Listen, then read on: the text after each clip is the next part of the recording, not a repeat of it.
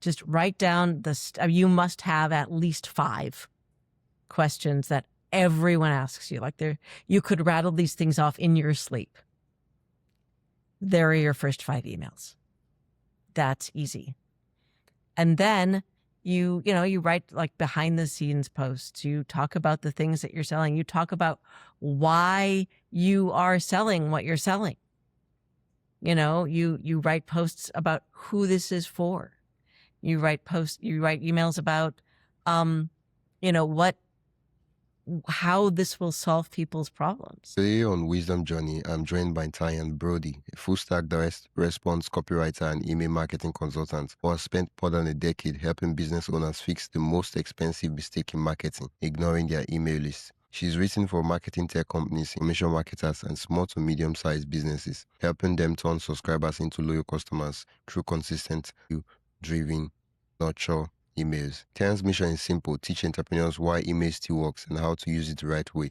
And trust me, you're about to rethink everything you thought you knew about email. Welcome to the podcast, Tanya. Thank you so much for having me, Wisdom. Yeah, I'm curious. I want to start at the very beginning. How did you become a full stack direct response copywriter? I guess my question is, before, in your previous life, what were you doing before you became a copywriter and email specialist? So can you see the big wooden thing behind me here? That's a harp.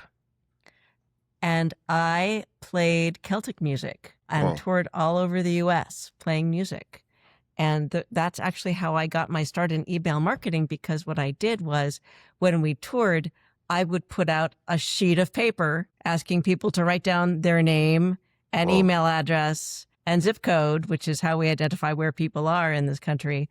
And I emailed them once a month saying, hey, this is where we're going to be next, or hey, this is what's going on, or hey, here's a funny story from the road.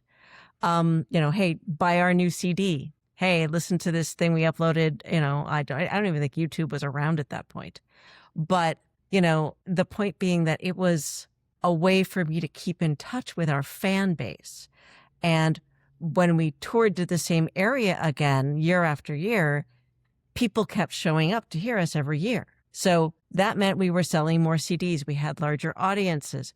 We had venues that wanted us back because we had larger audiences. So that's actually how I got my start in email marketing, was just by helping my own business. After my band broke up, I realized, I've got a degree in creative writing and theater. So I'm like, copywriting is perfect.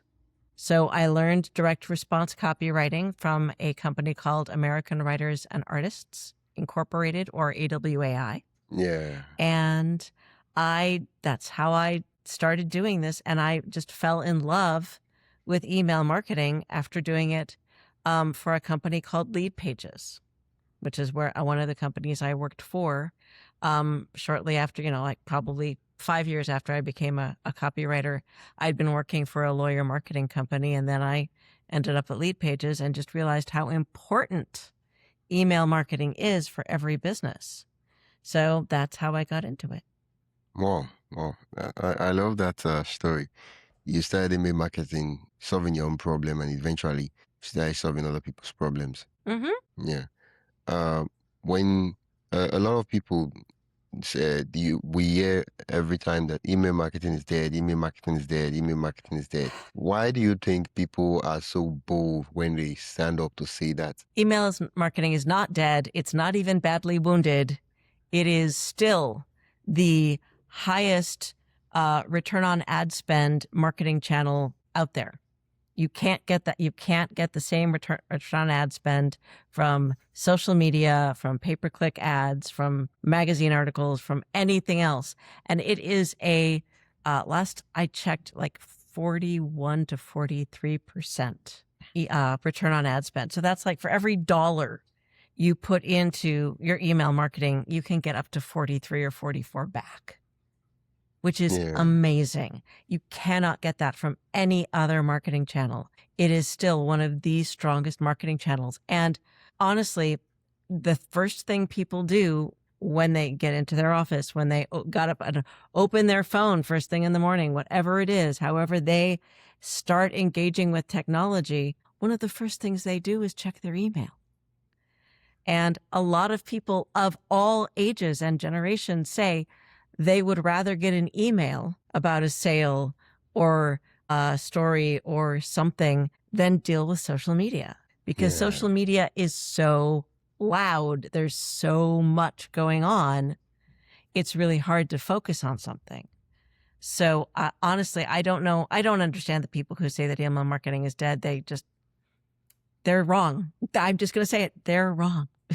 But more importantly, they're cutting themselves off from one of the most valuable marketing channels out there. And I think that's really sad. I think one of the reasons that people say it is because email marketing is harder than throwing a post up on social media. Yeah. And emails don't go viral. Yeah. You have to have people to send an email to. You can't just put it out there and hope that the world sees it and that your email goes viral and people get all excited about it and you get notoriety and build a following. That's not the way email works. It's just not. It takes effort.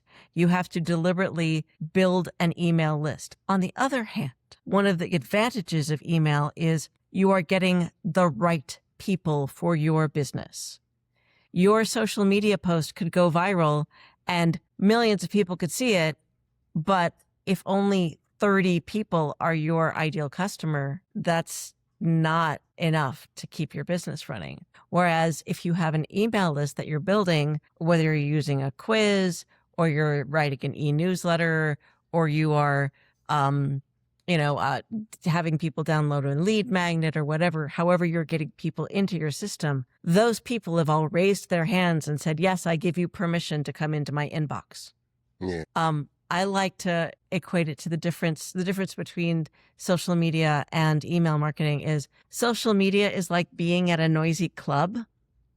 The music's playing and it's really loud and there's a really loud bass pounding and you're trying to talk to your friends and you're going, what?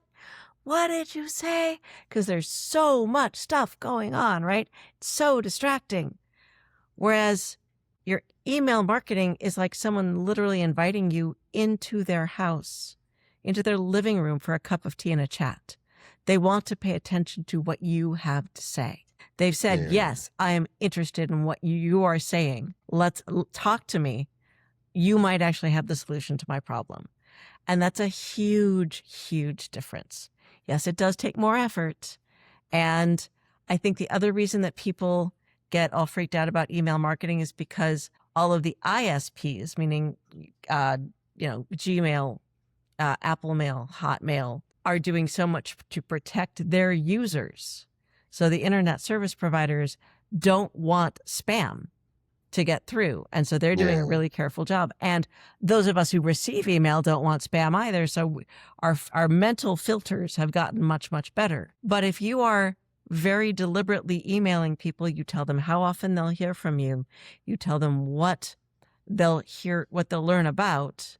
And you make it clear when you will email every week, you're going to get people to open your emails and follow you through email. It's a much more efficient system. Wow. You just listed some of the reasons why people shout and say that email marketing is dead. I want us to take it further. A lot of businesses, they have email lists. They tell you they have subscribers and all that, but they never really send emails out. It's just there. Yeah. So a lot of what happens is businesses will build up an email list and they'll do one of two things. They will hoard those email addresses until maybe they're having a sale or they're doing a launch. And then they'll email and expect people like you and me to remember who they are. And most of us, unless I recognize your email address, my attitude is going to be, who are you and why are you in my inbox? Yeah. And I'm going to unsubscribe. I do it all the time, right? Or they bombard their people with constant sales messages.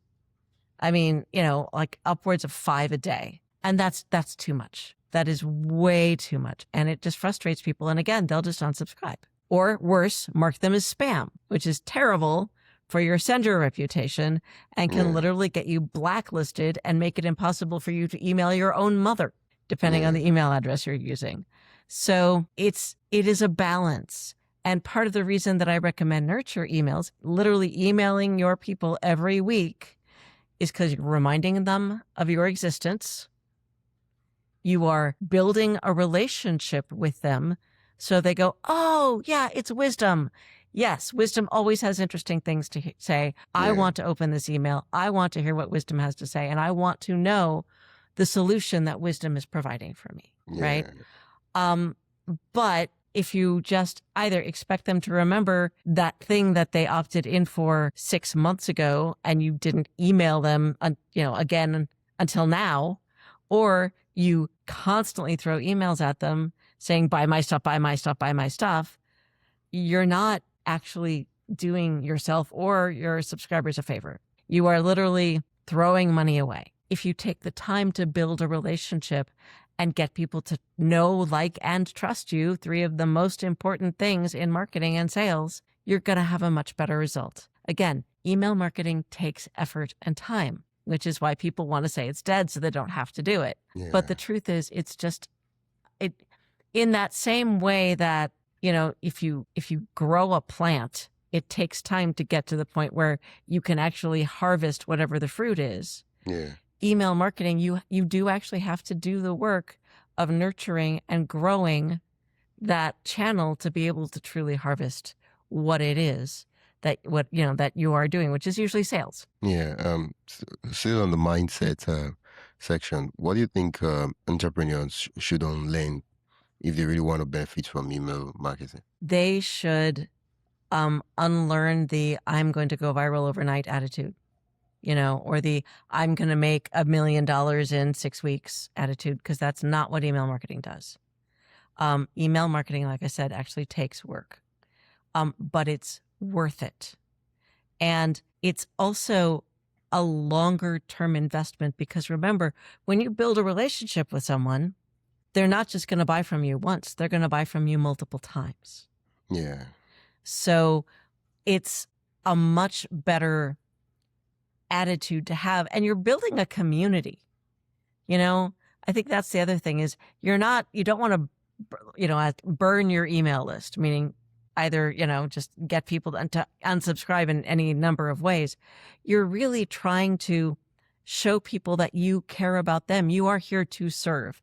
I think that's the other thing that I think any entrepreneur should really reset in terms of their mindset is, I am not here to sell. I am here to serve. I am here to serve the people who will benefit the most from whatever it is I'm offering. For me, it's email marketing. That's what I sell. But I don't care if you're selling a widget, or a toy, or, an entire marketing system, or, scientific software. Sell because you're serving someone. Show them how you're going to help them. And that's a very standard direct response copywriting thing too. It's show them how you're going to help them so that they want to be in a relationship with you. They want to hear what you have to say, and they want to buy your product or service. For someone starting from zero, what's the simplest way to build your first email list? Just start. I will send you, Wisdom, so you can put it in your show notes, my guide to, it is literally called How to Start Your Own Email List from Scratch. And it's a simple thing. It's got templates. It's got the whole deal in there. And it's a very standard way. I mean, I learned this from other people. I'm not reinventing the wheel here. But what this guide will do is it will walk you through the process. And the first thing you need to do is just identify a bunch of people you already know who will agree to receive your email. So you're going to create a list of like 50 or 100 people. And my mother is one of the first people I put on that list, and she still opens my emails occasionally. So, I'm not talking about, business people who you don't know. I'm talking about your friends. If you already have customers, your customers. I'm talking about your family members. And I'm talking about your neighbors, because you may not, these people may not be your ideal customer, but they may know your ideal customer. I cannot tell you how many times my own parents who have read my emails have gone, oh, wait, let me tell so-and-so about Tanya, not just because she's my daughter, because, they are my parents, but also, she was talking about this thing the other day in her email. I'm going to forward that to so-and-so because that will help them. And then I've gotten that person to reach out to me and say, hey, I could use your help. That's how you build a business. Yeah. And even if you just start there, that can get you going. Then after that is when you start doing things like creating a lead magnet and posting that online and setting up your landing page and using an email service provider to start a funnel and, putting together a welcome sequence. And then, but again, from the very beginning, you just write that email every single week. For you, we just talked about the examples of people who they just started from scratch. What about the case of people who they probably collected a bunch of emails, probably maybe a lot, right? For probably 2-3 years ago that people actually subscribe to, but things happened and they haven't contacted those email subscribers for months or years, and they're like, okay, I mean, these people did opt in, but how do we do this now?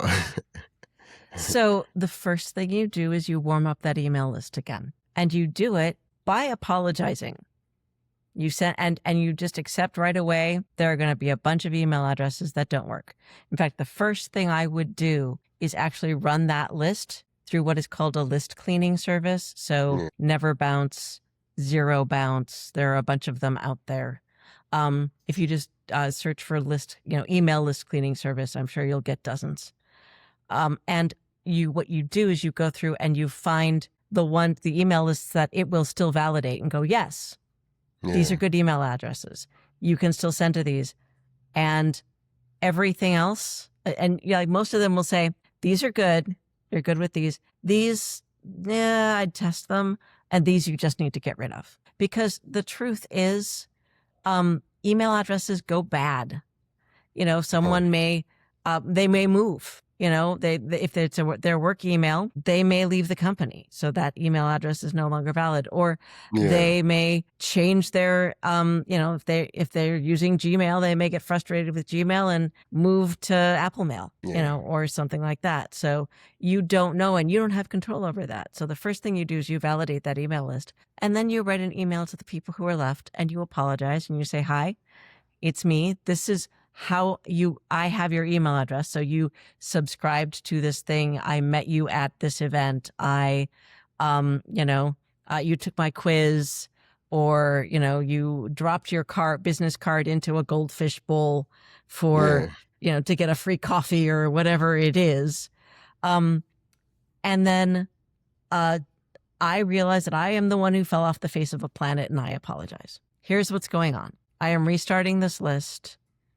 This is how often I will write. This is what you can expect.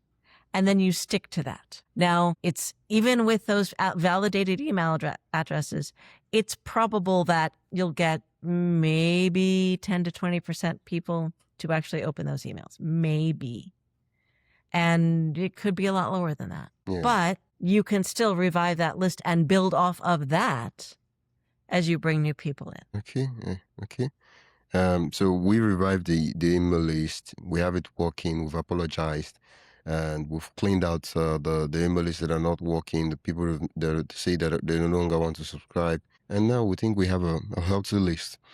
How most entrepreneurs, the reason they did not send emails in the first place is because they never know what to write each week. What's your favorite framework for generating content? So this is the biggest complaint I get in terms of when I say, when someone says, oh yeah, I've got an email list, I haven't emailed them in forever. I'm like, why not? And they always say, I never know what to write. That's the first one. And I don't have the time. So the simplest thing to do is to sit down and write a list of the questions that everyone asks you about your product, your service, your business, whatever it is that you're doing. Just write down you must have at least 5 questions that everyone asks you. You could rattle these things off in your sleep. There are your first 5 emails. That's easy. And then you write like behind the scenes posts. You talk about the things that you're selling. You talk about why you are selling what you're selling. You write posts about who this is for. You write emails about, how this will solve people's problems. So I actually have two things. I mean, this is literally what I do is I help people write their emails. Yeah. I have a course called the 30-minute email workshop that shows you email workshop. Yeah, the 30-minute email workshop. And basically it shows you how to write an email in 30 minutes. And part of that is the structure for coming up with ideas. And then the other thing that I do is like I have a weekly group where entrepreneurs come together. In fact, I just did it a few hours ago. We sit down, we write for 30 minutes.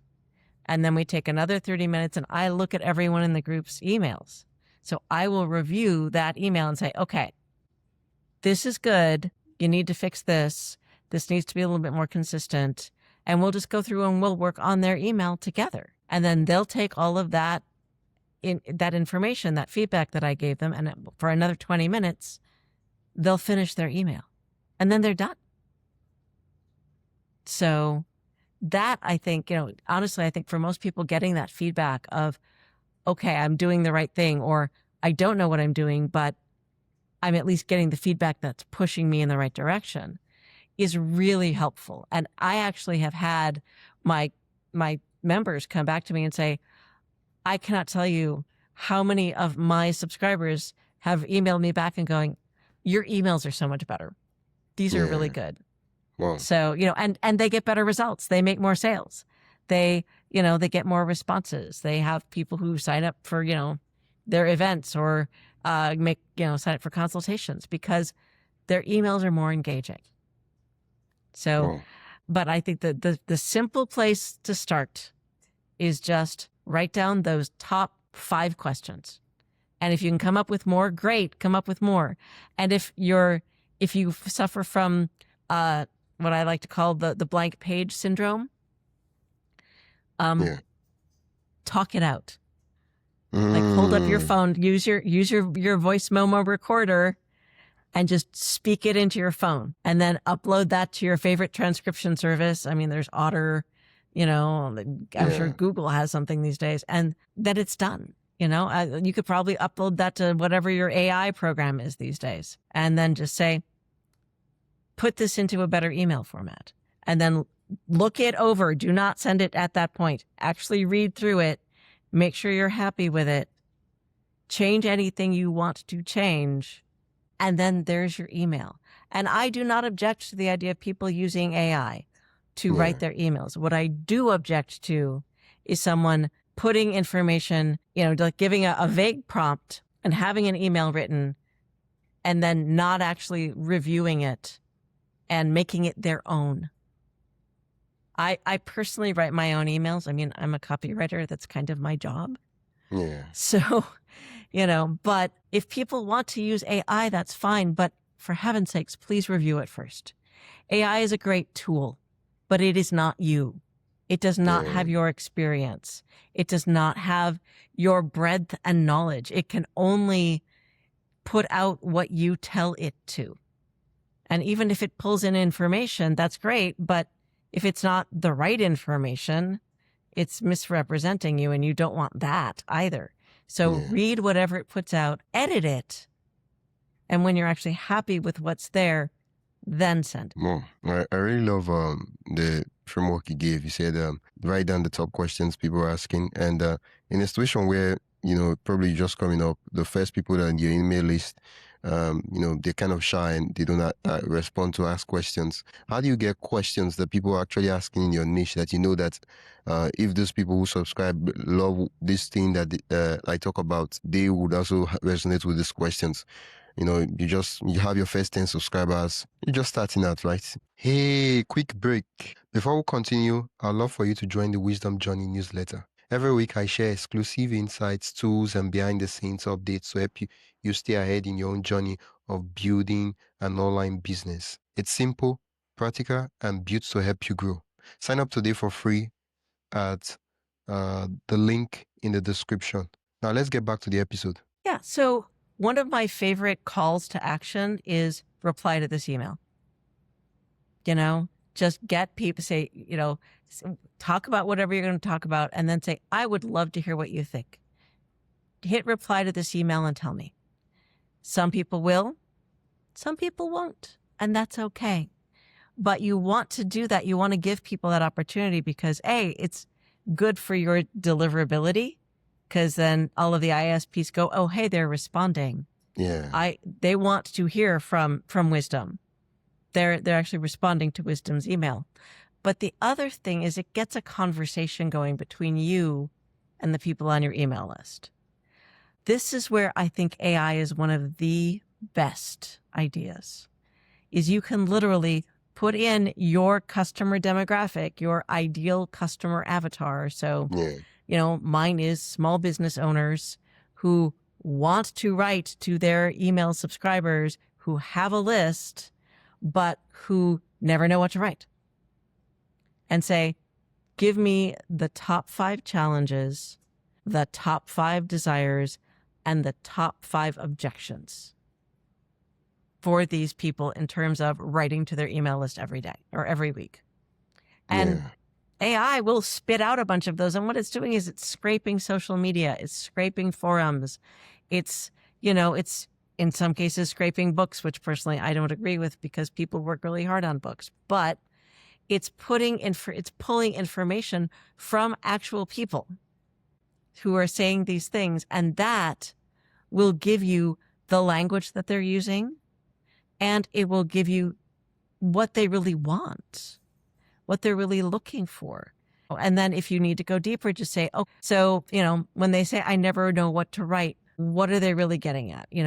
How do they phrase that? Or what is their real problem? What is it that they really want? And then you can answer those questions. Yeah. So, and the other thing is, if you started, you have, even as a beginning business owner, you have an idea of whatever it is that the problem that your business solves.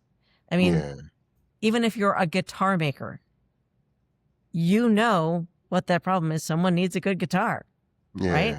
That's easy. Someone needs a good instrument, and you could talk about that until the cows come home because you like making guitars. Yeah. So I think that's a simple way to deal with it. But there are a lot of really good ways to get that information. And honestly, that is the best use of AI in my opinion, is just to crunch data for you, to get concise data that makes it easier for you to do this job.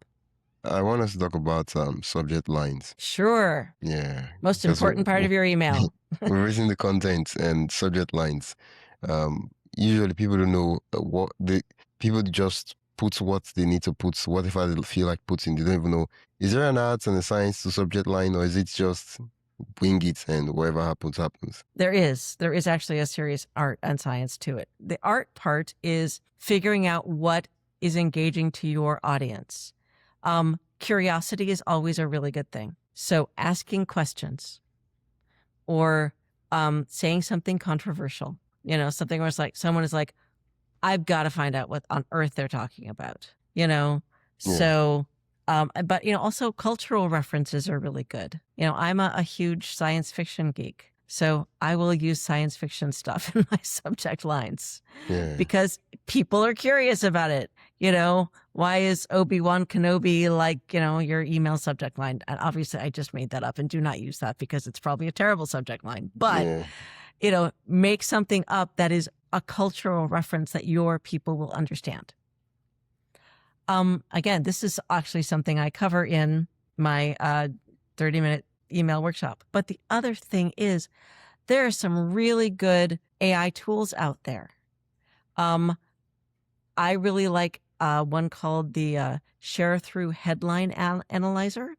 Yeah. Because it's AI driven, and you can put your subject line in there, and it will grade it for you. And there's actually a little drop down that lets you determine what the headline is for. So if it's for a blog post, if it's for a paid media ad, if it's for email marketing, what have you. So choose email marketing, and then run your subject line through that. And it will give you a grade and show you how you can improve it and even make some suggestions.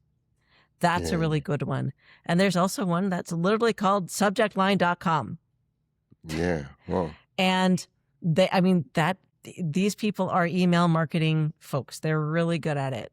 In fact, I just attended an online conference that they ran, and it was really interesting and really good. Jay Schwedelson's a really smart guy. So that's a really good one. And again, it's AI driven. It will, again, give you some feedback on your subject line so that you can improve it. Yeah. So I think a lot of it is experience, but look at the subject lines that catch your attention in your inbox. What are the things that make you go, oh, I need to read that? Yeah. And really think about what it is that you're trying to say.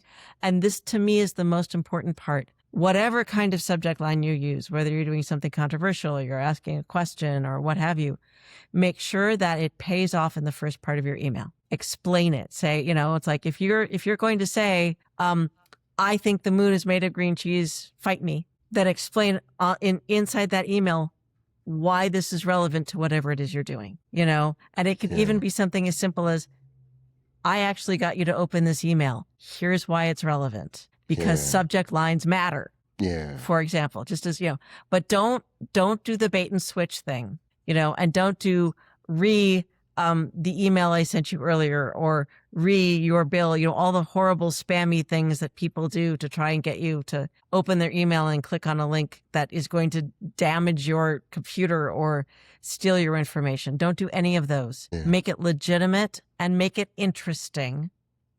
And that will help you get your open rate up. Oh, so one of the things you just mentioned, subject lines, is you use curiosity, ask questions, be controversial where it makes sense for you, right? And then also pay attention to subject lines that catch your own attention as a reader too. So that way you're like, okay, yeah, I love this. I love what they did with this. I love what they did with this. Collect subject lines so that eventually when you want to write, instead of starting from scratch, you can just look at this and, okay, I could use this for mine, and you mix and match and you create something for your readers. And over time, when you have written for like maybe 6 months, 8 months, you will begin to see subject lines that did great, and you begin to see a pattern. So yeah, when I ask questions, people open more than when I just state a fact and say, this is the best email you will read. Yeah, exactly. Okay, you will see what your subscribers react to by how often that email gets opened. Yeah. I want us to clarify something. What determines whether an email gets opened? Is it the subject line or is it the relationship? So sometimes it's a combination. The subject line is the thing that gets an email opened, because if someone doesn't see it in their inbox, they're not going to pay attention to it, right? That's just not going to happen. But if they see your name next to even what might be a bad subject line, they still might open it because it's from you. Yeah. It's like, oh, wait, that's a weird subject line, but Wisdom sent it. Yeah. So I like Wisdom's emails, so I'm going to open it and figure out why this is such a weird subject line. Yeah. Yeah. I like that. Okay. A lot of times people send email, they check the analytics too, and they see that it's been opened, but people never really get to click or buy or take any action. And even say reply to the email, nobody replies, and they're wondering what's happening. What am I doing wrong? So that's an interesting question. The first issue is, especially with anyone who owns an iPhone or uses Apple Mail, Apple's opening a lot of those emails for you now. So I'm a Mac user. I use Apple Mail. So I know that sometimes my emails are showing up as opened, but I never read that email, because in terms of for the privacy, demographics, Apple opened the email even if I never actually read it. So it's confusing the actual statistics. So open rates are no longer a reliable statistic. A click-through rate is the most reliable statistic, because then someone actually clicked through to whatever it was that, they opened the email and they saw the link and they went click. So someone actually engaged with the email. That's the most reliable thing. Obviously, the most reliable thing is sales. You know your Yeah. emails are working if you get sales. Yeah. However, that doesn't mean that you shouldn't look at your open rate, and you should look at your bounce rate, meaning how many people's emails bounce, because that's another good way to keep your list healthy. Your ideal, and I'm still going to say this number, even though, again, open rates are not the world's most reliable statistic. 20% is still a good open rate, and 3% click-through is an awesome click-through rate. Wow. Yeah. I'm doing well. So, I'm doing great. I'm crushing it. Good for you. That's fantastic. But I think the most important thing to remember is, at the end of the day, you want people to be taking the action you're asking them to take, whether it's reading a blog post or replying to your email or listening to a podcast or what have you. So you really want to make sure that you give people a reason to take the action you're asking them to take. And you do that by showing them the benefit.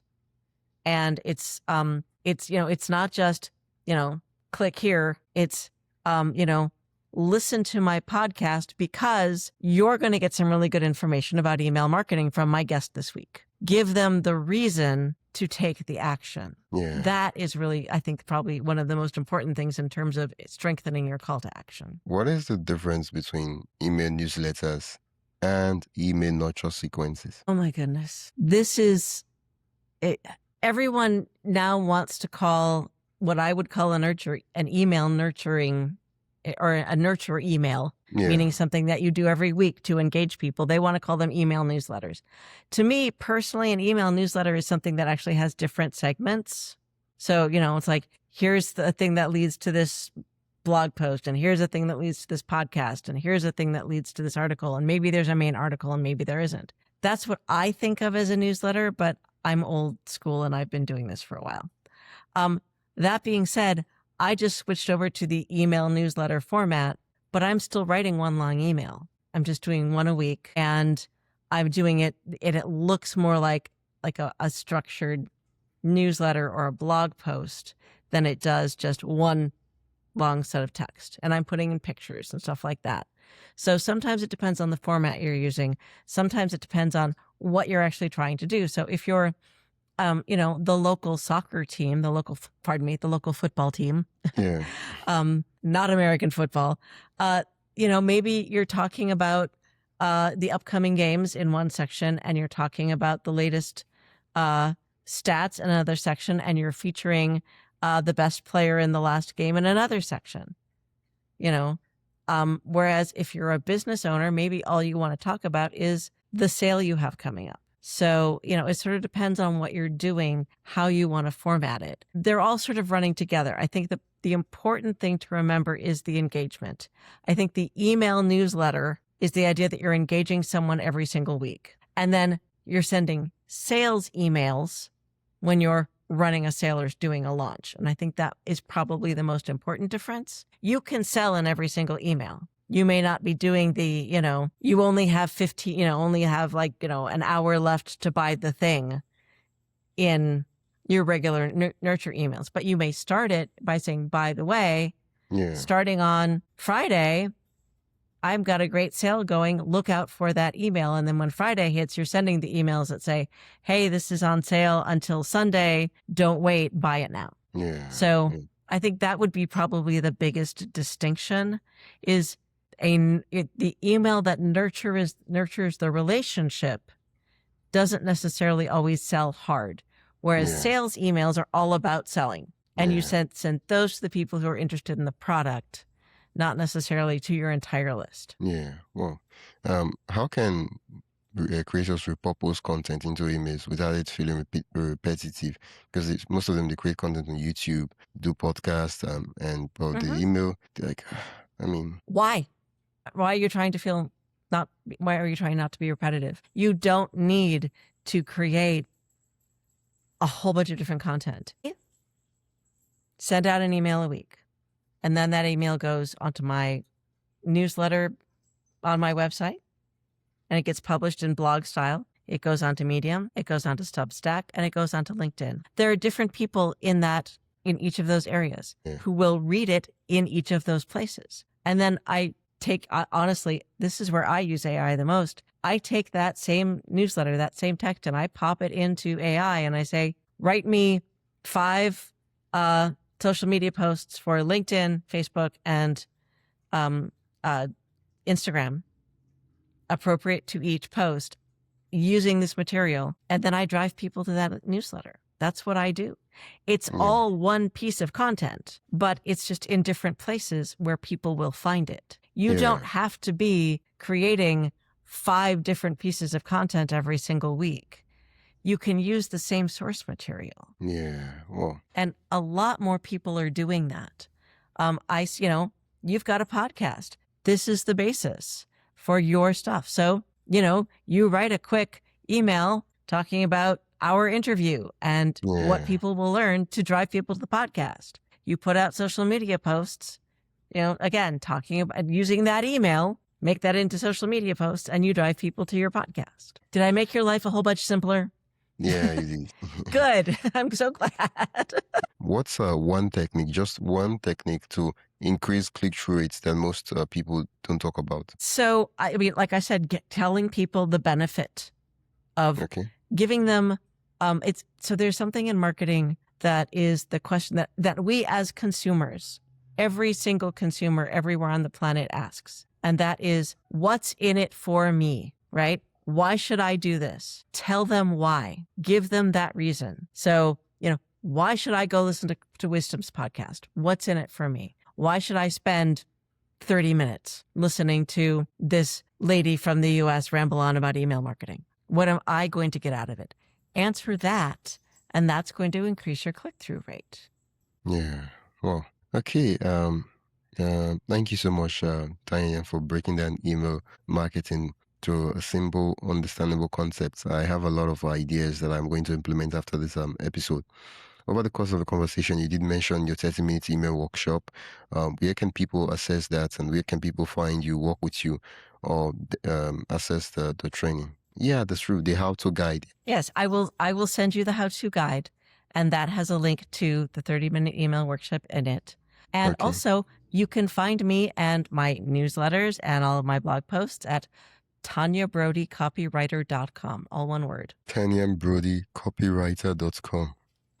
Put a link in the description so listeners can click and go directly to the site. Thank you so much, Tanya, for sharing the email marketing wisdom with me. You are very, very welcome, Wisdom. Thank you very much for having me on. Yeah. Thanks for tuning into Wisdom Journey. I hope today's episode gave you practical steps and fresh ideas to keep moving forward. If you found value, be sure to subscribe and share this podcast with a fellow creator or entrepreneur who'd love to learn too. And don't forget to sign up for the newsletter and the link in the description for more resources, experiments, and lessons straight to your inbox. Until next time, keep building, keep learning, and keep walking your own wisdom journey. Yeah.